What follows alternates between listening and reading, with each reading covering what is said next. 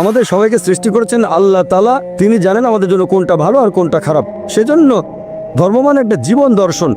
আমরা আল্লাহ তাআলার দিক নির্দেশনাগুলো মেনে চলি, শুধুমাত্র তাহলেই সত্যের পথে থাকবেন। আশা করি উত্তরটা পেয়েছেন।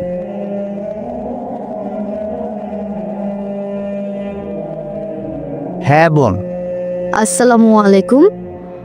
আমার নাম আয়শা, ফিলিপাইন্স থেকে এসেছি। আমার একটা প্রশ্ন আছে। আমি 1 বছর আগে মুসলিম হয়েছি। আমি আসলে আলহামদুলিল্লাহ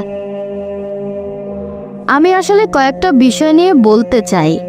1 নম্বর, আমি দেখেছি যে বেশিরভাগ মুসলিম তারা অন্য ধর্মের দুর্বলতা বা সীমাবদ্ধতাগুলো নিয়ে কথা বলে থাকে। আমরা কেন ভালো জিনিসগুলোকে দৃষ্টান্ত হিসেবে তুলে ধরছি না তাদের সামনে? আজকে আপনার লেকচারে যেমন শুনলাম, আমরা খ্রিস্টানদের চাইতে উন্নত। বর্তমানে আমি ইসলামিক সেন্টারে পড়াশোনা করছি। সেখানে আমাদেরকে এভাবে শেখানো হয়েছে যে একজন মানুষ কখনোই অন্য আরেকজন মানুষকে বিচার করতে পারে না। একমাত্র আল্লাহ সুবহানাহু ওয়া তাআলাই বলতে পারেন যে অমুক লোকটার অন্তর ভালো, সে ভালো লোক। পৃথিবীর কোনো মানুষ বিচার করতে পারে না। আপনি এই ব্যাপারে কি বলবেন? বোন, আপনি প্রশ্ন করলেন যে একমাত্র আল্লাহ তাআলাই বিচার করতে পারেন আমাদের অন্তর। আমি আপনার সঙ্গে একমত। আপনি বললেন যে আমরা কেন এভাবে বলি যে আমরা তুলনায় উন্নত, আমরা ভালো জিনিসগুলো উপস্থাপন করব। বোন, আমি আজকের লেকচারে যেটা করেছি, আমি খ্রিস্টান ধর্মের ভালো জিনিসগুলো নিয়েছি। আমি খ্রিস্টানদের উদ্দেশ্যে বলেছি যে যদি আপনারা যীশু খ্রিস্টের দেওয়া শিক্ষাগুলো মেনে চলেন তাহলে সেটা হবে ভালো। আমি তাদের উপরে তুলেছি, তাদেরকে ছোট করতে চাচ্ছি না। আপনি আমার কথাগুলো বুঝতে পারেননি। আমি আসলে বোঝাতে চেয়েছি, যখন এই কথাটা বলেছিলাম যে খ্রিস্টান বলতে যদি তাদের বোঝায় যারা যীশু খ্রিস্টের শিক্ষাগুলো ভালোভাবে মেনে চলে, তাহলে আমরা মুসলিমরা খ্রিস্টানদের চেয়ে আরো বেশি খ্রিস্টান। কোরআনের আয়াত মেনে আমি বলার চেষ্টা করেছি, تعالوا إلى كلمة سواء بيننا وبينكم। এসো সেই কথায় যা তোমাদের ও আমাদের মধ্যে এক। আমি কখনোই বলিনি যে আমরা তাদের চেয়ে উন্নত, বলেছি বাইবেলকে তাদের চেয়ে বেশি মানি, এটাই বলেছি। তারপর বলেছি আপনারাও কেন বাইবেলের কথাগুলো মেনে চলেন না, অন্তত সেগুলো মানেন যেটা কমন। আমি বাইবেল থেকে ভালো জিনিসগুলো নিয়েছি। যদি আপনাদের বাইবেল বলে যে শালীনতা বজায় রাখো, মহিলারা মাথায় কাপড় দেবে, মহিলারা পর্দার আড়ালে থাকবে, মহিলারা শালীন হবে, আমি বলছি আপনারা শালীন থাকছেন না কেন? কখন প্রমাণ করার চেষ্টা করলাম যে আমরা হচ্ছি উন্নত তাদের চেয়ে? আমি বলতে চেয়েছি আসুন আমরা অন্তত সেগুলো মেনে চলার চেষ্টা করি যেগুলো কমন। এটা আমার বানানো কৌশল না, আমাদের সৃষ্টিকর্তা আল্লাহ তাআলা এটা বলেছেন, এটা আমার বানানো না। আল্লাহ এভাবে কথা বলতে বলেছেন। যদি আপনি বলেন এটা ভুল, তার মানে বলছেন আল্লাহর কথা ভুল। আল্লাহ পবিত্র কোরআনে বলছেন সূরা আলে ইমরান অধ্যায় 3 আয়াত নম্বর 64, تعالوا إلى كلمة سواء بيننا وبينكم এসো সেই কথাই যা তোমাদের ও আমাদের মধ্যে এক। প্রথম সাদৃশ্য কি? ألا نعبد إلا الله। আমরা আল্লাহ ছাড়া কারো ইবাদত করি না। আমরা অমুসলিমদের কাছে আল্লাহর এই বাণী প্রচার করব। আমরা সাদৃশ্যগুলো দেখব, সবচেয়ে সেরা সাদৃশ্য এক আল্লাহর ইবাদত করব। আশা করি উত্তরটা পেয়েছেন। হ্যাঁ ভাই। গুড ইভিনিং ডক্টর, আমার নাম রাহুল, ফিলিপাইন্স থেকে এসেছি। আমি একটি বিষয় নিয়ে একটু বিস্তারিত জানতে চাচ্ছিলাম যে ইসলাম ধর্মে নবী ইব্রাহিমের ছেলে ইসমাইল, তার গুরুত্ব কতখানি? ভাই, আপনি প্রশ্ন করলেন যে হযরত ইসমাইল আলাইহিস সালামের গুরুত্ব কতখানি ইসলাম ধর্মে।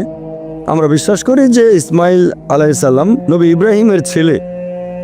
এই কথাটা শুধু পবিত্র কোরআনে নয়, খ্রিস্টানদের বাইবেলও আছে। বাইবেল আর কোরআন দুটোতেই এরকম বলা হয়েছে যে ইব্রাহিম আলাইহিস সালাম তার ছিল 2 জন স্ত্রী, সারা এবং হাজেরা। এই কথাটা বাইবেলে উল্লেখ করা হয়েছে, পবিত্র কোরআনও আছে। এখন আইজাক, তিনি শান্তিতে থাকুন। ইসহাক, তার মা ছিলেন সারা, তিনি শান্তিতে থাকুন। আর ইসমাইল আলাইহিস সালামের মা ছিলেন হাজেরা, তিনিও শান্তিতে থাকুন। তাহলে তারা দুজনেই ছিলেন নবী, ইব্রাহিম আলাইহিস সালামের সন্তান। তারা দুজনেই ছিলেন আল্লাহর নবী। আমরা দুজনকেই ভালোবাসবো এবং শ্রদ্ধা করব। আশা করি উত্তরটা পেয়েছেন। হ্যাঁ ভাই। আসসালামু আলাইকুম। আমার প্রশ্নটা আগের এক মহিলার প্রশ্নের কথার প্রসঙ্গ ধরে, যিনি বলেছিলেন যে ধর্মের মধ্যে ভালো জিনিসগুলো দৃষ্টান্ত হিসেবে তুলে ধরতে হবে। এখন আমি বিশ্বাস করি যে ইসলাম হচ্ছে বড় একটা চেইনের ছোট একটা অংশ। এখানে প্রথমে আমাদেরকে দেখতে হবে ইহুদি ধর্ম, খ্রিস্টান ধর্ম, তারপর ইসলাম। একজন সত্যিকারের মুসলিম হতে গেলে আপনাকে প্রথমে বিশ্বাস করতে হবে ইহুদি আর খ্রিস্টান ধর্ম। আমার প্রশ্নটা হলো, ইসলাম ধর্ম যীশুখ্রিস্টের ক্রুশবিদ্ধ হওয়া সম্পর্কে কি বলেছে? আমি যীশুখ্রিস্টের ক্রুশবিদ্ধ হওয়ার উপরে ইসলামিক গল্পটা বিস্তারিত জানতে চাচ্ছিলাম। আর আমার মনে হয় যদি এই ব্যাপারগুলো পরিষ্কারভাবে ব্যাখ্যা করা যায় তাহলে আমাদের মধ্যে আর তেমন কোনো পার্থক্য থাকবে না, মাঝখানের দূরত্বটাও অনেকখানি কমে যাবে। ভাই আপনি প্রশ্ন করলেন, এখানে একটা প্রশ্নের ভেতরে দুটো অংশ। আপনার মতে একজন মুসলিম তখনই মুসলিম হতে পারে যদি আগে ইহুদি আর খ্রিস্টান ধর্ম বুঝে তারপর ইসলাম বুঝতে চায়। আমি এটা মানতে পারছি না। আল্লাহ পবিত্র কোরআনে বলেছেন সূরা আলে ইমরান অধ্যায় নম্বর 3 আয়াত নম্বর 19, إن الدين عند الله الإسلام। আল্লাহ সুবহানাহু ওয়া তাআলার কাছে একমাত্র গ্রহণযোগ্য দিন হচ্ছে ইসলাম। মুসা নবী যে ধর্ম প্রচার করেছেন সেটা আসলে ছিল ইসলাম, তিনি ইহুদি ধর্ম প্রচার করেননি। যীশু খ্রিস্ট যে ধর্মটা প্রচার করেছেন সেটাও ছিল আসলে ইসলাম, তিনি খ্রিস্টান ধর্ম প্রচার করেননি। খ্রিস্টান ধর্ম শব্দটা বাইবেলের কোথাও নেই, এটা কি জানেন? খ্রিস্টান ধর্ম যে শব্দটা বাইবেলে কোথাও খুঁজে পাবেন না। খ্রিস্টান শব্দটা প্রথম ব্যবহার করা হয়েছে বুক অফ অ্যাক্টসে। বুক অফ অ্যাক্টস বলছে যে অ্যান্টিওকের লোকজন তারা যীশু খ্রিস্টের অনুসারীদেরকে ডাকতো খ্রিস্টান বলে, এই নামটা দেওয়া হয়েছে আর সেটা দিয়েছে অ্যান্টিওকের লোকজন। যীশু খ্রিস্ট তার জীবদ্দশায় কোনোদিন খ্রিস্টান শব্দটা শোনেননি, এটা কি জানেন? তাহলে তিনি খ্রিস্টান ধর্ম প্রচার করবেন কিভাবে? আপনি যেটা বললেন যে একজন মুসলিম প্রথমে জানবে ইহুদি আর খ্রিস্টান ধর্ম তারপর ইসলাম সম্পর্কে, এটা পুরোপুরি ভুল। إن الدين عند الله الإسلام। আল্লাহর কাছে একমাত্র গ্রহণযোগ্য দিন হচ্ছে ইসলাম। আল্লাহর সব নবী রাসূলগণ প্রচার করেছেন ইসলাম। আপনি এখনকার দিনে যে বাইবেল আর অন্যান্য ধর্মগ্রন্থ দেখছেন এগুলো আসলে মূল আসমানি কিতাবের বিকৃত রূপ। এবার আপনার প্রশ্নটা যে ইসলাম যিশুর ক্রুশবিদ্ধ হওয়া সম্পর্কে কি বলে, এ ব্যাপারে ইসলামের দৃষ্টিভঙ্গিটা কেমন? কোরআন বলছে সূরা নিসা অধ্যায় নম্বর 4 আয়াত নম্বর 157 যে তারা বড়াই করে বলে আমরা মরিয়মের পুত্র যিশুকে হত্যা করেছি। ইহুদিরা তারা বড়াই করে বলে আমরা মরিয়মের পুত্র যিশুকে হত্যা করেছি। وما قتلوا وما صلبوا তারা তাকে হত্যা করেনি, তাকে ক্রুশবিদ্ধও করেনি, ولكن شبه لهم কিন্তু তাদের এরকম বিভ্রম হয়েছিল। যারা তার সম্পর্কে মতভেদ করেছিল তারা সংশয়যুক্ত ছিল, إلا اتباع الظن অনুমান ছাড়া তাদের কোনো জ্ঞানই ছিল না। وما قتلوا يقينا। আর এটা ছিল নিশ্চিত যে তারা তাকে হত্যা করেনি। তাহলে পবিত্র কোরআন অনুযায়ী ইহুদিরা বড়াই করে বলেছিল তারা যিশু আলাইহিস সালামকে হত্যা করেছে, তবে তারা তাকে হত্যা করেনি, তাকে ক্রুশবিদ্ধও করেনি, কিন্তু তাদের এরকম বিভ্রম হয়েছিল। যারা মতভেদ করেছিল তারা সংশয়যুক্ত ছিল, অনুমান ছাড়া তাদের কোনো জ্ঞান ছিল না। এটা নিশ্চিত তারা তাকে হত্যা করেনি। তাহলে পবিত্র কোরআনের ভিত্তিতে আমরা বিশ্বাস করি যীশু খ্রিস্ট ক্রুশবিদ্ধ হয়ে মারা যাননি। মানুষের এরকম বিভ্রম হয়েছিল। আমি একটা বিতর্ক করেছিলাম যে যীশু খ্রিস্ট কি সত্যি ক্রুশবিদ্ধ হয়েছিলেন? ক্রুসিফিক্সন মানে কোনো ব্যক্তি ক্রুশবিদ্ধ হয়ে মারা যাওয়া। সেই বিতর্কে আমি প্রমাণ করেছিলাম যে যীশু খ্রিস্ট আসলে ক্রুশবিদ্ধ হয়ে মারা যাননি। এটার কোনো ইংরেজি শব্দ নেই যে একজনকে ক্রুশবিদ্ধ করা হয়েছে কিন্তু সে মারা যায়নি। তাই আমরা নতুন একটা শব্দ চালু করেছি, ক্রুসিফিকশন। FICTION, ফিকশন, ফিকশন না, FIXION না। আমরা বিশ্বাস করি এটা হলো ক্রুসিফিকশন, CRUCIFICTION, তবে ক্রুসিফিকশন না, FIXION। আমি সেই বিতর্কে প্রমাণ করেছিলাম যে তিনি ক্রুশবিদ্ধ হয়ে মারা যাননি। এখানে একটু সংক্ষেপে বলি যাতে খ্রিস্টান ভাই বোনেরা বুঝতে পারেন। অল্প কথা এখানে প্রমাণ করে দেখাচ্ছি যীশু খ্রিস্ট ক্রুশবিদ্ধ হয়ে মারা যাননি, তিনি ক্রুশবিদ্ধ হয়ে মারা যাননি। একবার যীশু খ্রিস্টকে জিজ্ঞেস করা হলো, লোকজন বলল হে প্রভু আমাদের কিছু নিদর্শন দেখান। এটা পাবেন বাইবেলের গসপেল অফ ম্যাথিউ অধ্যায় নম্বর 12 অনুচ্ছেদ 38। যীশু বললেন তোমরা পাপী আর ব্যভিচারী জাতি আমার কাছে নিদর্শন দেখতে চাচ্ছ? কোনো নিদর্শনই দেখানো হবে না শুধুমাত্র ইউনুসের নিদর্শন বাদে। যেভাবে ইউনুস ছিলেন 3 দিন এবং 3 রাত একটা তিমি মাছের পেটে, সেই একইভাবে মানবপুত্র থাকবেন 3 দিন এবং 3 রাত পৃথিবীর বুকের ভেতরে। এখন যারা খ্রিস্টান ধর্মের অনুসারী তারা ইউনুসের নিদর্শনটা জানেন। ওল্ড টেস্টামেন্টের বুক অফ জোনা, এটা মাত্র 1 পাতার বই, 2 পৃষ্ঠা। যদি কোনো খ্রিস্টানকে ইউনুসের নিদর্শন সম্পর্কে জিজ্ঞেস করেন তিনি আমাদের বলবেন নবী ইউনুসকে আল্লাহ তাআলা বলেছিলেন যে তুমি নিনেভ শহরে যাও, কিন্তু তিনি আল্লাহর আদেশ অমান্য করে চলে গেলেন জপায়। তারপর যখন তিনি জাহাজে ভ্রমণ করছেন তখন হঠাৎ ঝড় উঠল, আর তখন মানুষজন এরকম চিন্তা করত যে হঠাৎ ঝড় উঠেছে, তার মানে নিশ্চয়ই কেউ আল্লাহ তাআলার আদেশ অমান্য করেছে। সবাই ভয় পেয়ে গেল। তখন ইউনুস আলাইহিস সালাম এগিয়ে এসে বললেন আমি আল্লাহর আদেশ অমান্য করেছি। তখনকার দিনে মানুষ এরকম বিশ্বাস করত যে দোষী ব্যক্তিকে যদি সমুদ্রে ফেলে দেওয়া হয় সমুদ্র শান্ত হয়ে যাবে। তাই জাহাজের লোকজন তখন ইউনুসকে সমুদ্রে ফেলে দিল। যখন তারা ইউনুসকে সমুদ্রে ফেলেছিল তখন তিনি জীবিত না মৃত? জীবিত না মৃত? জীবিত, জীবিত ছিলেন। তারপর যখন তিনি সমুদ্রের পানিতে সাধারণত ঝড়ের মধ্যে এরকম উত্তাল সমুদ্রে একজন মানুষ পড়লেই মারা যাবে, কিন্তু ইউনুস মারা গেলেন না, তিনি শান্তিতে থাকুন, বেঁচে থাকলেন। তখন একটা মাছ এসে তাকে গিলে ফেললো। যখন মাছটা তাকে গিলে ফেললো তখন তিনি জীবিত না মৃত? জীবিত। তখনও জীবিত। তিনি মারা গেলে নিদর্শন হতো না, বেঁচে আছেন এটা হচ্ছে নিদর্শন। 3 দিন আর 3 রাত ধরে সেই মাছটা সাগরে ঘুরে বেড়ালো, ভেতরে মানুষ তো দম বন্ধ হয়ে মারা যাওয়ার কথা, কিন্তু মারা গেল না, এটাই নিদর্শন। মাছটা বমি করে তাকে বের করে দিল সমুদ্রের তীরে, মারা যেতে পারতেন কিন্তু মারা গেলেন না।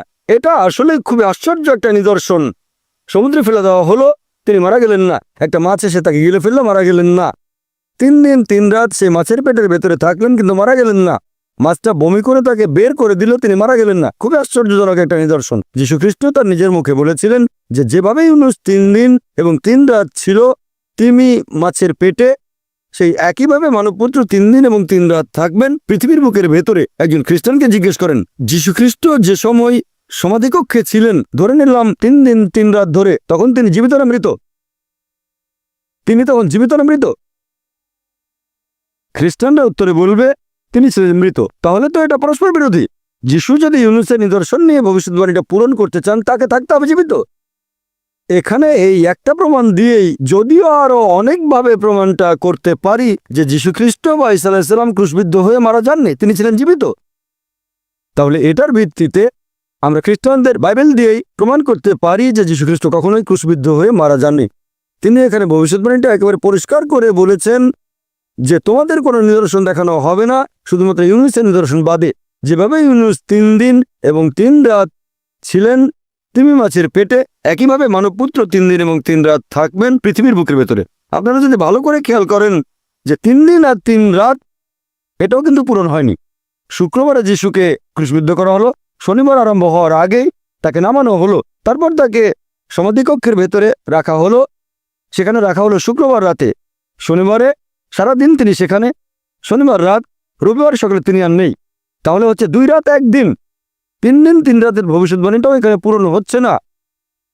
তবে নিশ্চয়ই তিনি তার এই ভবিষ্যৎবাণী পূরণ করেছেন যে ইউনুসের মতো যিশুকে জীবিত থাকতে হবে। আমি এই বাইবেল থেকে বিভিন্ন রকম যুক্তি দিয়ে প্রমাণ করেছি যে যীশু খ্রিস্ট ক্রুশবিদ্ধ হয়ে মারা যাননি। আমার ভিডিও ক্যাসেট দেখেন। একবার বিতর্ক করেছিলাম এক আরব খ্রিস্টানের সাথে, ইরাকি খ্রিস্টান। যিশু কি সত্যি ক্রুশবিদ্ধ হয়েছিলেন সেখানে প্রমাণ করেছি তিনি ক্রুশবিদ্ধ হয়ে মারা যাননি, আল্লাহ উপরে তুলে নিয়েছেন। আশা করি উত্তরটা পেয়েছেন।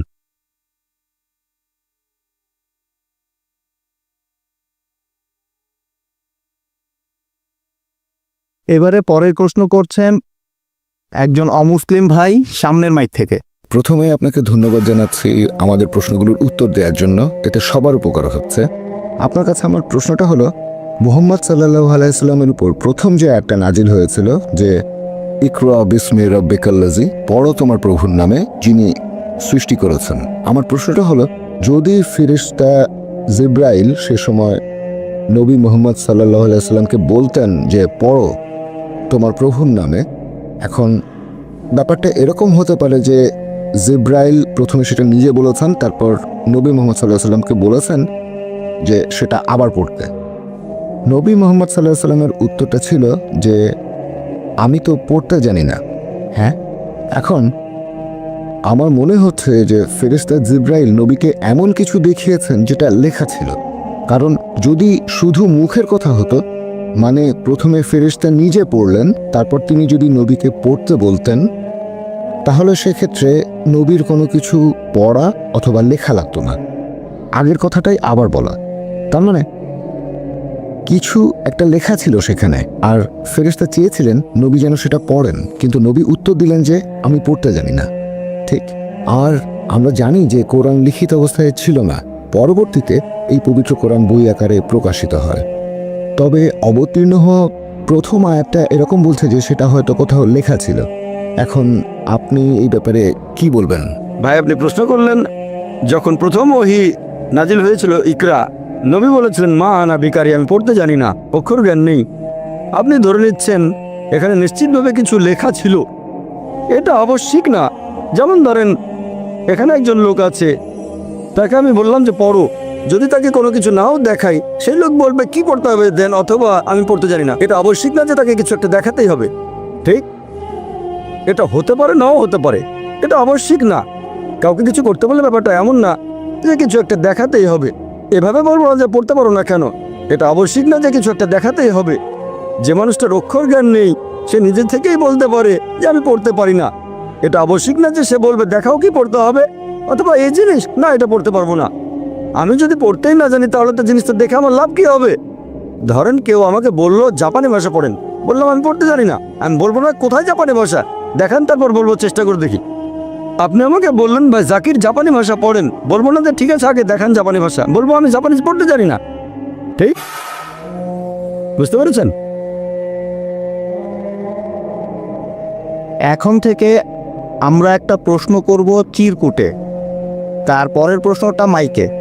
পরের প্রশ্ন, এই প্রশ্নটা করেছেন ভাই রাজেশ। কোরআন আল্লাহ তাআলার পবিত্র গ্রন্থ, এটা লিখেছেন আল্লাহ নিজেই। যদি বাইবেলের অনেক কথা কোরআনের সাথে মিলে যায় তাহলে বাইবেলের লেখক কে? একই বিষয়ের উপর আরও একটা প্রশ্ন করা হয়েছে। এই প্রশ্নটা করেছেন মিসেস খান।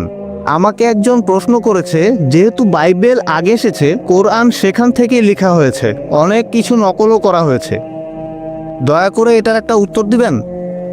প্রথম প্রশ্নের ব্যাপারে বলতে গেলে যে পবিত্র কোরআন যদি আল্লাহর বাণী হয় আর বাইবেলের অনেক কথা কোরআনের সাথে যদি মিলে যায়, তাহলে এই বাইবেলের লেখককে আল্লাহ তাআলাই কি বাইবেল লিখেছেন?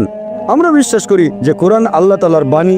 এখন যেটা কোরআনের কথার সাথে মিলে যায় সেই অংশটাকে আমরা আল্লাহর বাণী বলে মেনে নিতে কোনো রকম আপত্তি করব না। তার মানে এই না যে পুরো বাইবেলই আল্লাহ তাআলার বাণী।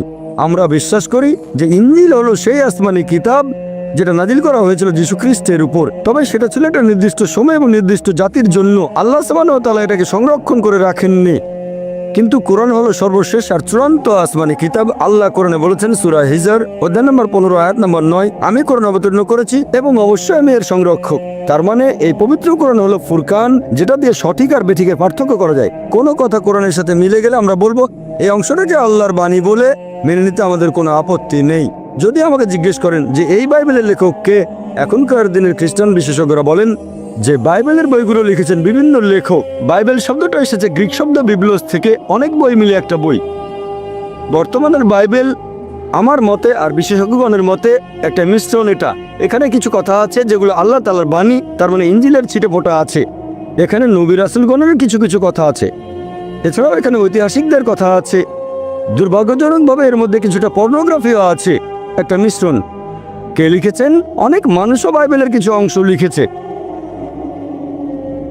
খ্রিস্টান বিশেষজ্ঞরা বলেছেন জন, ম্যাথিউ, আসলে গসপেল জনের মত অনুযায়ী, গসপেল ম্যাথিউর মত অনুযায়ী, গসপেল লুকের মত অনুযায়ী।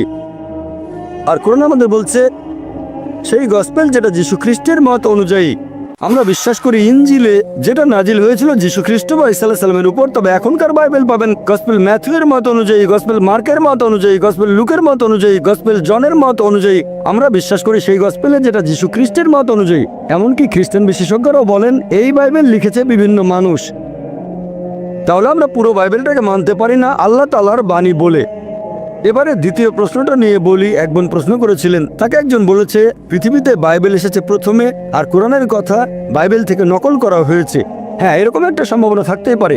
আরেকটা সম্ভাবনা এরকম, যদি দুটোর মধ্যে সাদৃশ্য থাকে, হয়তো বই দুটোর উৎস একই, তাহলে বাইবেলের কিছু অংশের কথা কোরআনের কথাগুলোর সাথে মিলে যায়। এখন বাইবেলের যে অংশ পবিত্র কোরআনের সাথে মিলে যাচ্ছে সেগুলোর উৎস হয়তো একই, তার মানে আল্লাহ সুবহানাহু ওয়া তাআলা। কিন্তু যদি বলেন যে কোরআন নকল করা হয়েছে, তাহলে একই যুক্তিতে বলা যায় যে যীশু খ্রিস্ট ওল্ড টেস্টামেন্ট থেকে নকল করেছিলেন, তখন খ্রিস্টানরা বলবে না। আমরা বিশ্বাস করি যে আসমানি কিতাবগুলোর মূল কথা সবসময় একই ছিল, তার মানে হচ্ছে তাওহীদ, এক আল্লাহতে বিশ্বাস করা। আসলে মূল কথাটা একই, কিন্তু ভেবে দেখেন বাইবেলের মধ্যে প্রায় কয়েকশো বৈজ্ঞানিক ভুল আছে। আপনি যদি বলেন বাইবেল থেকে নকল করা হয়েছে, আর অনেকে বলে নাউজুবিল্লাহ যে নবী মুহাম্মদ সাল্লাল্লাহু আলাইহি ওয়াসাল্লাম কথাগুলো বাইবেল থেকে নকল করেছেন, তার মানে নবী মুহাম্মদ সাল্লাল্লাহু আলাইহি ওয়াসাল্লাম বাইবেলের যে কথাগুলো বৈজ্ঞানিক ভুল সেগুলো নেননি, তাহলে তো তিনি বড় বিজ্ঞানী। বাইবেল থেকে যদি নকল করেন, বাইবেল বলছে যে চাঁদের আলো তার নিজস্ব আলো, পবিত্র কোরআন বলছে চাঁদের আলো আসলে প্রতিফলিত আলো। বাইবেল বলছে জেনেসিস অধ্যায় 1 অনুচ্ছেদ 16 থেকে 19 চাঁদের আলো তার নিজস্ব আলো, আর কোরআন বলছে সূরা ফুরকান অধ্যায় 25 আয়াত নম্বর 61 চাঁদের আলো হচ্ছে প্রতিফলিত আলো। তাহলে নবী মুহাম্মদ সাল্লাল্লাহু আলাইহি ওয়াসাল্লাম তিনি বাইবেল থেকে নিয়ে সেটা শুধরে দিয়েছেন। আর বললেন না এটা নিজস্ব আলো না প্রতিফলিত আলো, এটা সম্ভব না। কোরআনে এমন অনেক কথা আছে যেটা বিজ্ঞান জেনেছে কিছুদিন আগে, কোরআন সেটা 1400 বছর আগে বলেছে। কোনো মানুষের পক্ষে এগুলো লেখা সম্ভব না। কোরআনে যে কথাগুলো আছে কোরআন কখনোই নকল করা হয়নি। এজন্য আমার ভিডিও ক্যাসেট দেখেন বিজ্ঞানের আলোকে কোরআন ও বাইবেল, সেখানে বিস্তারিত জানতে পারবেন। সেখানে আমি প্রমাণ করেছি যে কোরআন বাইবেল থেকে নকল করা হয়নি। কোরআন হচ্ছে ফুরকান, যে মানদণ্ড দিয়ে সঠিক আর বেঠিকের পার্থক্য করবো। আশা করি উত্তরটা পেয়েছেন। গত কয়েক বছর ধরে আমি টেলিভিশনে মোটামুটি নিয়মিতভাবে আপনার লেকচারগুলো শুনি। কলেজে ভর্তি হবার পরে আমি আপনার লেকচারগুলোর সাথে পরিচিত হই। আজকে আমি আপনাকে একটা প্রশ্ন করতে চাই, তার আগে আমি দুইটা বিষয়ে কথা বলবো। আপনি আজকের লেকচারে বলেছেন একটা হলো ঈশ্বরের সাথে কাউকে শরিক করা, এটা পাপ কাজ, এটা সবচাইতে বড় পাপ। দ্বিতীয় বিষয়টা হলো প্রার্থনা করার নিয়ম। আপনি তখন বলেছিলেন যে মুসলিমরা প্রার্থনার সময় কপাল মাটিতে ঠেকায় আর আপনারা শরীরকে বিনীত করেন। আমি বোম্বে শহরেই বড় হয়েছি, এখানে দেখেছি, আর আমি নিজেও ব্যাপারটা সম্পর্কে পরিষ্কার হতে চাই। সেটা হলো দরগা বা মাজারের বিষয়টা, মুসলিমরা সেখানে যায়, এ ব্যাপারে আপনি কি বলবেন?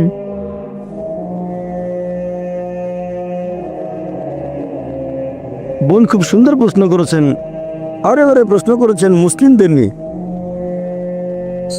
খুবই সুন্দর প্রশ্ন। আপনি বলেছেন যে ইসলাম ধর্মে যদি আল্লাহর সাথে অন্য কাউকে শরিক করা সবচেয়ে বড় পাপ হয়, আর প্রার্থনার সবচেয়ে সেরা নিয়ম হলো সিজদা করা।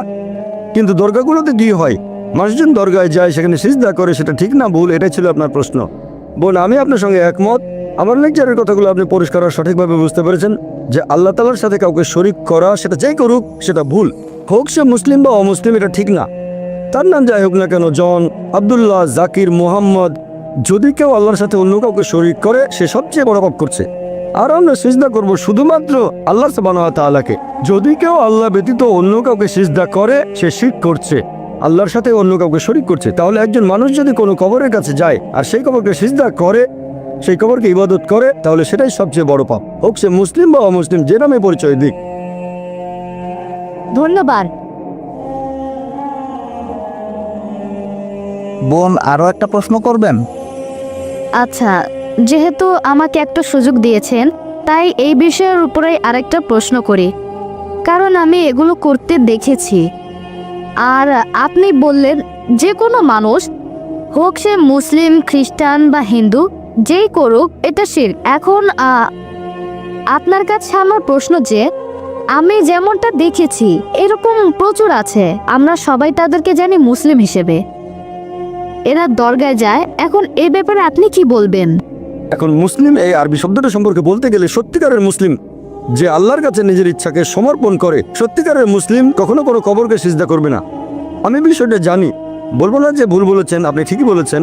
মুসলিম নামে পরিচিত এরকম প্রচুর মানুষ আছে তথাকথিত মুসলিম যারা কবরকে সিজদা করে। এ ব্যাপারে আমার দৃষ্টিভঙ্গিটা হচ্ছে, আমার মতে তারা ভুল করছে, এটা শিরক, তাদেরকে বদলাতে হবে। আর আমার লেকচারেও আমি তাদের উদ্দেশ্যে বলেছি যে যদি আপনারা কোনো কবরে যান, আমাদের নবী বলেছেন তোমরা কবরের কাছে যেতে পারো, এতে আখিরাতের কথা মনে পড়বে যে একদিন আমিও মারা যাব। তাহলে কবরে গিয়ে সেই মৃত ব্যক্তির জন্য দোয়া করবেন, তার কাছে দোয়া চাইবেন না, তার জন্য দোয়া করতে পারেন আল্লাহ যেন তাকে জান্নাতুল ফেরদৌসে পাঠান, তার সব গুনাহ মাফ করে দেন ইত্যাদি। তবে তার কাছে দোয়া চাইবেন না, দোয়া করবেন শুধুমাত্র আল্লাহ সুবহানাহু ওয়া তাআলার কাছে। ইয়াকা নাবুদু ওয়া ইয়াকা নাস্তাইন, আমরা শুধু তোমার ইবাদত করি, তোমার সাহায্য চাই। আমার বিভিন্ন লেকচারে আমি সব মুসলিমদের উদ্দেশ্যে বলেছি যে এটা করা ঠিক না। একটা লেকচারে আমি বলেছিলাম যে আপনারা কোনো কবরকে ইবাদত বা সিজদা করবেন না, এটা ঠিক না, সবচেয়ে বড় পাপ। আর আলহামদুলিল্লাহ সুম্মা আলহামদুলিল্লাহ, আপনি বোম্বে থেকে এসেছেন, আমিও বোম্বেতে থাকি, এরকম হাজার হাজার তরুণ মাশাআল্লাহ আমার লেকচার শুনে কবরকে ইবাদত করা বাদ দিয়েছে, আলহামদুলিল্লাহ। আশা করি উত্তরটা পেয়েছেন। আমার নাম লি, আমি একজন ছাত্র। আপনি আপনার লেকচারে বললেন যে যীশু খ্রিস্ট মুসলিম ছিলেন কারণ তিনি ঈশ্বরের কাছে আত্মসমর্পণ করেছেন। আমরা জানি যে যীশু খ্রিস্ট মদ পান করেছিলেন, 5 ওয়াক্ত নামাজ পড়েননি, তিনি শুধুমাত্র আল্লাহর কাছে আত্মসমর্পণ করেছিলেন। তাহলে সেই একই যুক্তি দিয়ে আমি বলতে পারি আহলে কিতাবীদের যে কেউ, খ্রিস্টান বা ইহুদি, এরা আসলে মুসলিম, কারণ তারাও আল্লাহর কাছে নিজের ইচ্ছাকে সমর্পণ করেছে। ভাই আপনার প্রশ্নটা যদি আমি ঠিক মতো বুঝে থাকি, আপনি বললেন যে একজন মানুষ হোক সে খ্রিস্টান বা ইহুদি, আল্লাহর কাছে আত্মসমর্পণ করলে সে মুসলিম। হ্যাঁ, কারণ আপনি বলেছেন যীশু মুসলিম ছিলেন, একই ভাই যুক্তি। আপনার সাথে একমত। যদি কেউ আল্লাহর কাছে আত্মসমর্পণ করে তাহলে আরবিতে তাকে বলা হবে মুসলিম। তবে তার আগে আপনাকে জানতে হবে আল্লাহ আমাদের কি নির্দেশ দিয়েছেন। যদি অন্য কিছু ভেবে থাকেন, যদি এমন ধর্মগ্রন্থ পড়েন যেটা আল্লাহর বাণী নয়, আর মনে করেন আমি আল্লাহর কাছে আত্মসমর্পণ করেছি, এমন ধর্মগ্রন্থ মেনে চলছেন যেটা আল্লাহর বাণী নয়, তাহলে আপনি সত্যিকারের মুসলিম নন। তাহলে প্রথমে আপনাকে দেখতে হবে আল্লাহ আমাদের কি নির্দেশ দিয়েছেন। আপনি যদি পৃথিবীর প্রধান প্রধান ধর্মগ্রন্থগুলো পড়ে তুলনা করেন তাহলে আপনি দেখবেন সেই সাথে ব্যবহার করবেন যুক্তি আর বিজ্ঞান। একমাত্র যে ধর্মগ্রন্থটা পরীক্ষা পাশ করবে এই সর্বশেষ আর চূড়ান্ত টেস্টামেন্ট। যদি ওল্ড টেস্টামেন্ট আর নিউ টেস্টামেন্ট বলে কিছু থেকে থাকে তাহলে এটা হল লাস্ট টেস্টামেন্ট। এখন যদি আপনি সত্যি আল্লাহর কাছে আত্মসমর্পণ করতে চান, প্রথমে আপনাকে বুঝতে হবে যে সত্যিকারের আল্লাহ কে, তিনি আমাদের কি নির্দেশ দিয়েছেন, এরপর আপনি তার কাছে আত্মসমর্পণ করবেন। সেজন্য আমি কথাটা এইভাবে বলি, সত্যিকারের মুসলিম হলো সেই লোক যে আল্লাহ তাআলার নির্দেশগুলো মেনে চলে। এখন যীশু খ্রিস্ট বা ঈসা আলাইহিস সালাম ছিলেন আল্লাহ তাআলার রাসূল, তার উপর ওহী নাজিল হয়েছিল, অবশ্যই তিনি আল্লাহর ইচ্ছা পূরণ করেছেন। এখনকার দিনেও যদি একজন খ্রিস্টান, ধরে নেন আজকের লেকচারের যে বিষয়টা, অন্তত আসেন সেগুলো আমরা মেনে চলি যেগুলো আপনাদের আর আমাদের ধর্মগ্রন্থে এক। ধরেন আপনি বললেন বাইবেল ঈশ্বরের বাণী, আমি বললাম কোরআন আল্লাহ তাআলার বাণী, তাহলে আসেন অন্তত কমন জিনিসগুলো আমরা মেনে চলি, পার্থক্যগুলো একপাশে রেখে দিই। আপনাদের বাইবেল বলছে এক ঈশ্বরে বিশ্বাস করো, আপনি যদি ট্রিনিটিতে বিশ্বাস করেন তাহলে বাইবেলের বিরুদ্ধে যাচ্ছেন। ট্রিনিটি শব্দটা বাইবেলের কোথাও বলা নেই, তবে শব্দটা কোরআনে আছে। পবিত্র কোরআনে সূরা নিসা অধ্যায় 4 আয়াত নম্বর 171, ولا تقولوا ثلاثة। তোমরা তিন বলো না। যদি আপনি ট্রিনিটি বিশ্বাস করেন তাহলে বাইবেলের বিরুদ্ধে যাচ্ছেন। এরপর বাইবেলে আরো আছে যে তোমরা মূর্তি পূজা করবে না। বাইবেল বলছে তোমরা সর্বশেষ আর চূড়ান্ত নবীকে বিশ্বাস করবে।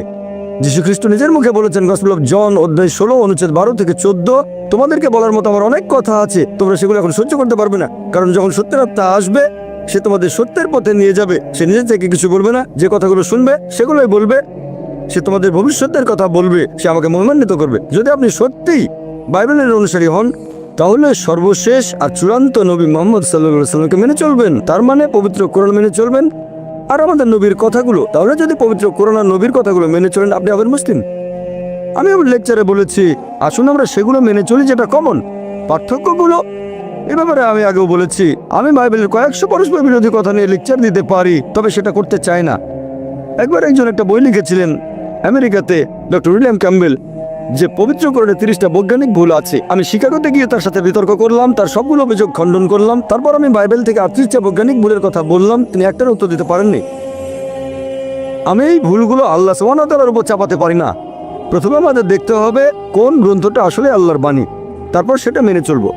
যদি আমি তর্কের খাতিরে এটা মেনেও নেই বাইবেল হচ্ছে আল্লাহর বাণী, সেক্ষেত্রেও আপনি মেনে চলবেন সর্বশেষ আর চূড়ান্ত নবী মুহাম্মদ সাল্লাল্লাহু আলাইহি সাল্লামকে। আসেন দুটো ধর্মগ্রন্থে যেগুলো কমন সেটা মেনে চলি, আর আজকে থেকে শুরু করে এইগুলো মেনে চলা, কমন জিনিসগুলো মানবো। আশা করি উত্তরটা পেয়েছেন। হ্যাঁ ভাই। গুড ইভিনিং ডক্টর, আমার নাম ড্যানিয়েল, একজন ছাত্র। পবিত্র কোরআনের 7 নম্বর সূরার 54 নম্বর আয়াতে বলা হয়েছে যে আল্লাহ আকাশমণ্ডলী আর পৃথিবী সৃষ্টি করেছেন 6 দিনে। আর 41 নম্বর সূরা আয়াত 9 থেকে 12 পরিষ্কারভাবে বলা হয়েছে যে আল্লাহ তাআলা আকাশমণ্ডলী আর পৃথিবী সৃষ্টি করেছেন 8 দিনে। আপনি এ ব্যাপারে কি বলবেন? ভাই যে প্রশ্নটা করলেন এটা করে থাকেন খ্রিস্টান মিশনারিরা পবিত্র কোরআনের বিরুদ্ধে। আর কোরআনের অনেক জায়গায় বলা হয়েছে যে আল্লাহ আকাশমণ্ডলী আর পৃথিবী সৃষ্টি করেছেন 6 দিনে। আপনি যেটার কথা বলছেন অধ্যায় নম্বর 41 আয়াত 9 থেকে 12, আপনি বলছেন কোরআন নাকি বলছে আকাশ আর পৃথিবী সৃষ্টি হয়েছে 8 দিনে। এই 8 শব্দটা কোরআনে কোথাও বলা হয়নি। কি বলা হয়েছে সেটাই বলছি। পবিত্র কোরআন বলছে যে আল্লাহ সুবহানাহু ওয়া তাআলা আকাশমণ্ডলী আর পৃথিবী সৃষ্টি করেছেন। যারা এটাকে অস্বীকার করে, কিছু মানুষ অস্বীকার করবেই, এরা হচ্ছে তারা যারা শিরক করে। এরপরে আরো বলা হয়েছে আল্লাহ তাআলা পৃথিবীকে সৃষ্টি করলেন 2 দিনে, আর জনাব আরিফ জুলফার সৃষ্টি করলেন পৃথিবীর বিভিন্ন উপাদান, পাহাড় পর্বত অন্যান্য উপাদান মোট 4 দিনে। এরপর 41 অধ্যায়ের 11 নম্বর আয়াত, সুম্মা, এটার বেশিরভাগ অনুবাদী বলছে তারপরে। এটার আরো অনেক অর্থ হয় তারপর আল্লাহ তাআলা আকাশমণ্ডলী সৃষ্টি করলেন 2 দিনে। এখন সাধারণভাবে মানুষ বলবে 2 + 4 + 2 = 8, তবে 8 শব্দটা কোরআনে নেই। আল্লাহ আকাশমণ্ডলী সৃষ্টি করেছেন 2 দিনে। এখন যে কোরআন সম্পর্কে জানে সে উত্তর দিতে পারবে, তবে যদি কারো ভাষা জ্ঞান থাকে সে ভুল পথে চলে যেতে পারে। আর পবিত্র কোরআন বলছে যারা এই আয়াত দিয়ে মানুষকে ভুল পথে নিয়ে যেতে চায় তারা আল্লাহ তাআলার সাথে অন্য কাউকে শরীক করছে। তাহলে আল্লাহ তাআলা জানেন যে অনেকে এই আয়াত ব্যবহার করে মানুষকে ভুল পথে পরিচালিত করবে। এবার উত্তরটা বলছি, উত্তরটা হচ্ছে আল্লাহ তাআলা পৃথিবী সৃষ্টি করেছেন 2 দিনে, তারপর পৃথিবীর উপাদান গাছপালা পাহাড় পর্বত সমানুপাতে মোট 4 দিনে। সুম্মা, আরবি সুম্মা শব্দের আরেকটা মানে হচ্ছে একই সাথে। এর একটা মানে হলো তারপর হতে পারে, একসাথেও হতে পারে। তাহলে একই সাথে আল্লাহ সুবহানাহু ওয়া তাআলা আকাশমণ্ডলী সৃষ্টি করেছেন 2 দিনে। যেমন ধরেন আমি আপনাকে বললাম আমি একটা বড় বিল্ডিং তৈরি করব 30 তলা উঁচু মোট 6 মাসে, এটাই আমার কথা। এখন আপনি যদি খুঁটিয়ে দেখেন যে আমি সেই বিল্ডিংয়ের ভেতরটা তার মানে তৈরি করব ফাউন্ডেশন 2 মাসে, আর স্ট্রাকচার সেখানে 4 মাস, পুরো 30 তলা। একই সাথে যখন তৈরি করছি ফাউন্ডেশন তখন কম্পাউন্ডের প্রাচীরও তুলে ফেললাম 2 মাসে। তাহলে যখন আমি ফাউন্ডেশন তৈরি করছি একই সাথে প্রাচীর তুলছি আমি, তার মানে এই না যে 2 যোগ 4 যোগ 2 সমান 8 মাস। অর্থাৎ যখন ফাউন্ডেশন তৈরি করছি তখন একই সাথে আমি কম্পাউন্ডের প্রাচীরও তুলছি। তাহলে আমার বিল্ডিংটা তৈরি হচ্ছে 6 মাসে, 8 মাসে না। আর একই সাথে আল্লাহ তাআলা বলেছেন যখন তিনি পৃথিবী সৃষ্টি করলেন একই সাথে আকাশমণ্ডলীও সৃষ্টি করলেন। এখন 2 দিনে পৃথিবী আর একই সাথে আল্লাহ আকাশমণ্ডলীও সৃষ্টি করলেন। সেজন্য আল্লাহ পবিত্র কোরআনে বলেছেন সূরা আম্বিয়া অধ্যায় নম্বর 21 আয়াত নম্বর 30, أولم يرى الذين كفروا অবিশ্বাসের কি এটা দেখে না أن السماوات والأرض كانت رتقا ففتقناهما আকাশমণ্ডলী ও পৃথিবী ওতপ্রোতভাবে মিশেছিল, আমি তাদের আলাদা করে দিলাম। তাহলে আল্লাহ পৃথিবী আর আকাশমণ্ডলী সৃষ্টি করেছেন একই সাথে, ففتقناهما আমি তাদের আলাদা করে দিলাম। এখানে আসলে বিগ ব্যাং এর কথা সংক্ষেপে বলা হয়েছে।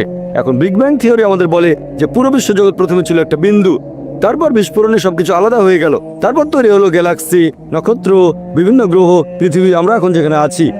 তাহলে বিগ ব্যাং এর ভিত্তিতে বিজ্ঞান কোরআনের সাথে দ্বিমত পোষণ করেনি যে আকাশমণ্ডলী যখন সৃষ্টি হয়েছে পৃথিবীও একই সাথে সৃষ্টি হয়েছে। এখানে প্রথম 2 দিন আর শেষ 2 দিন আসলে একই সাথে, এটা পরস্পর বিরোধী নয়। বলতে পারেন পুঙ্খানুপুঙ্খ রূপে। পুঙ্খানুপুঙ্খ মানে এখানে অন্যান্য বিষয়গুলো আছে, এটা পরস্পর বিরোধী না। পরস্পর বিরোধী মানে দুটো জিনিস একে অন্যের বিপরীত। পুঙ্খানুপুঙ্খ মানে অন্যান্য বিবরণগুলো দেয়া। যেমন ধরেন আমি আপনাকে বললাম যে আপনি সৎ, আগামীকাল বললাম আপনি খুব দয়ালু, এটা পরস্পর বিরোধী না, এটা পুঙ্খানুপুঙ্খ। আপনি সৎ পাশাপাশি আপনি দয়ালু, তবে পরে যদি বলি আপনি অসৎ সেটা পরস্পর বিরোধী হবে। এই আয়াতে পবিত্র কোরআনে বিস্তারিত বলা হয়েছে এই 6 দিনে কিভাবে সৃষ্টি হয়েছে। প্রথম 2 দিনে পৃথিবী, একই সাথে আকাশমণ্ডলী, আর তারপর 4 দিনে পৃথিবী উপরের উপাদানগুলো যেমন পাহাড় পর্বত গাছপালা সব সমানুপাতে। আশা করি উত্তরটা পেয়েছেন।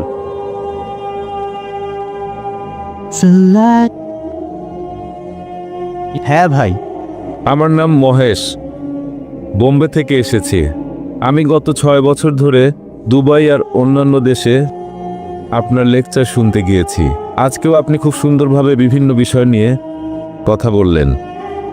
আমি খালিস টাইমসে ইসলামিক ফোকাস নিয়মিতভাবে পড়ি, আর আমি পবিত্র কোরআন পড়েছি যখন সৌদি আরবে ছিলাম। আপনি কি একটু ব্যাখ্যা করে বলবেন যে তাকওয়া জিনিসটা আসলে কি, আর কোরআনের সূরা আল ফাতিহা?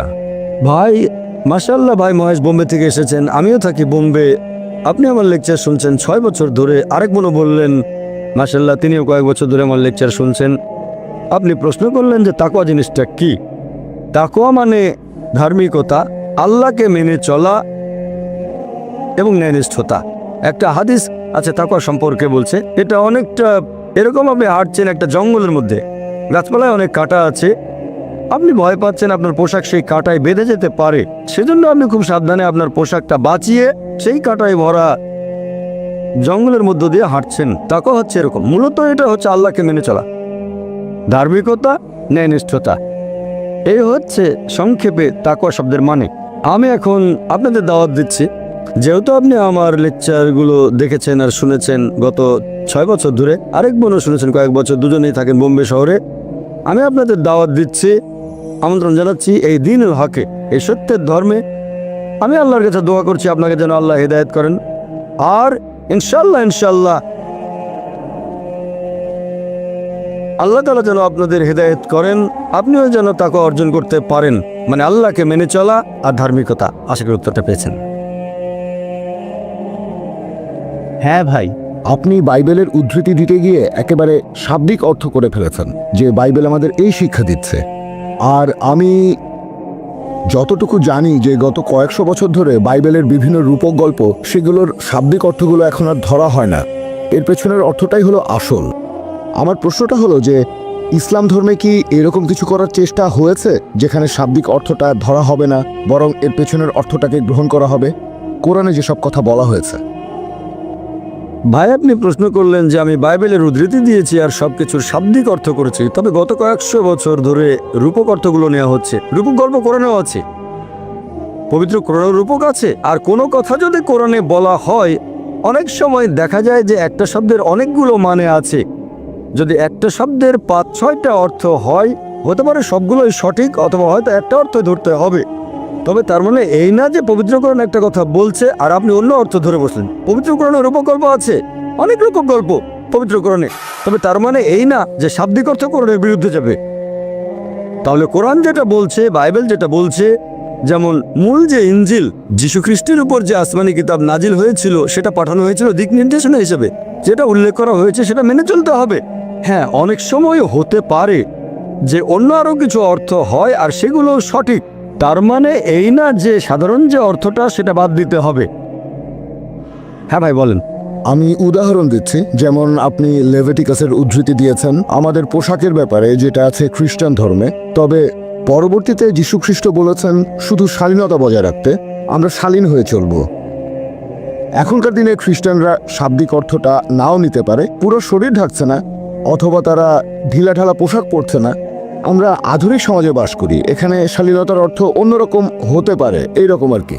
খুব সুন্দর। আমি আসলেই আপনার প্রশ্নটা পছন্দ করেছি। আপনারা প্রশ্ন করলে আমি উত্তর দেওয়ার যথাসাধ্য চেষ্টা করব। ভাই একটা উদাহরণ দিলেন যে আমি লেভিটিকাস থেকে বলেছি, আসলে লেভিটিকাসের উদ্ধৃতি না, বলেছিলাম ডিউটেরোনমি অধ্যায় 22 অনুচ্ছেদ 5, যেখানে শালীনতা সম্পর্কে বলা হয়েছে 1 তিমথি অধ্যায় 2 অনুচ্ছেদ 9, তারপর 1 করিন্থিয়ান্স অধ্যায় 11 অনুচ্ছেদ 5 থেকে 7 শালীনতা। এখন আপনি আমাকে বলছেন বাইবেলে যীশুখ্রিস্ট যখন বলছেন শালীনতা বজায় রাখতে হবে, এখানে শাব্দিকভাবে হলেও তিনি পোশাকের কথা বলেননি, বলেছেন সমাজের শালীনতার কথা। এটা হচ্ছে আপনার ব্যাখ্যা বাইবেল সম্পর্কে। আসুন দেখি যীশুখ্রিস্ট নিজের মুখে কি বলেছেন।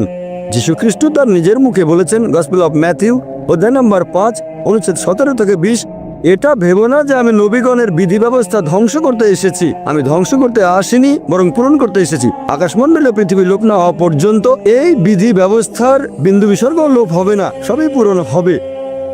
কেউ যদি এসব আদেশের মধ্যে সামান্য আদেশ অমান্য করে আর অন্যকে তা করতে শেখায়, তাহলে সে স্বর্গরাজ্যে তুচ্ছ বলে গণ্য হবে। আর যারা এই বিধি ব্যবস্থা পালন করে আর অন্যকে তা করতে শেখায়, তারা স্বর্গরাজ্যে মহান বলে গণ্য হবে। যদি তোমাদের ন্যায়নিষ্ঠতা শিক্ষক আর ফরিসীদের ন্যায়নিষ্ঠতা থেকে বেশি না হয়, তাহলে তোমরা স্বর্গরাজ্যে প্রবেশ করতে পারবে না। এখানে আমি কিং জেমস ভার্সনের অনুবাদটা পড়ে শোনালাম, মেমোরি থেকে বললাম। এটা কিং জেমস ভার্সনের বাংলা অনুবাদ, গসপেল অফ ম্যাথিউ অধ্যায় নম্বর 5 অনুচ্ছেদ হচ্ছে 17 থেকে 20। তাহলে যীশুখ্রিস্ট বলেছেন যদি এই বিধি ব্যবস্থা সামান্য আইন অমান্য করেন, যেটা হচ্ছে ওল্ড টেস্টামেন্টে, আপনি তাহলে স্বর্গরাজ্যে ঢুকতে পারবেন না। এখন ওল্ড টেস্টামেন্টে বলা হয়েছে মহিলারা এমন কোনো পোশাক পরবে না যেটা পুরুষেরা পরে, আর পুরুষেরা এমন কোনো পোশাক পরবে না যেটা মহিলারা পরে থাকে। আর আপনি আমাকে বললেন যে ভাই জাকির, এটা আসলে শাব্দিক অর্থ। এখন সমাজ বদলে গেছে, আর যীশুখ্রিস্ট বলেছেন তিনি শান্তিতে থাকুন। যদি বিধি ব্যবস্থার সামান্য আইন অমান্য করেন তাহলে বেঁচতে যেতে পারবেন না।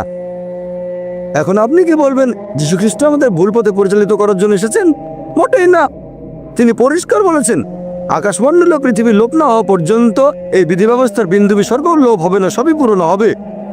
এটা আসলে পরে প্রচার করেছে পল, সেন্ট পল, যিনি নিজেই নিজেকে যীশুখ্রিস্টের শিষ্য বলে দাবি করেন।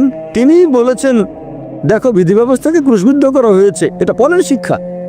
যীশুখ্রিস্ট কখনো এরকম শিক্ষা দেননি। কাকে বিশ্বাস করবেন? যীশুখ্রিস্টকে বিশ্বাস করবেন নাকি সেন্ট পলকে?